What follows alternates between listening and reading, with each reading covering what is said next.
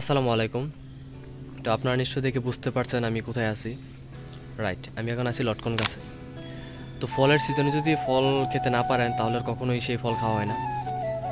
তো ঈদের ছুটিতে যেহেতু গ্রামের বাড়িতে আসলাম, তো এখন লটকনের সিজন, আম কাঁঠাল সব কিছুরই। আম প্রায় শেষের দিকে, তাই লটকন এখন পাকা শুরু হয়ে গেছে, দেখতে পাচ্ছেন আমার চারিদিকে শুধু লটকন আর লটকন।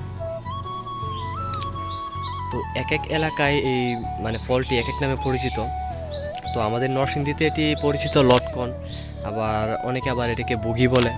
আর যারা পাইকারি ক্রেতা আছে, যারা কিনে নিয়ে যায়, তারা আবার এটাকে বলে ডাকে। তো যাই হোক, এক একজন এক এক নামে ডাকে, কিন্তু ফল কিন্তু একই। তো এখনও পুরোপুরি পাকে নাই, বেশি মিষ্টি না। তো তারপরও একটা ছিঁড়ে দেখায় আপনাদের।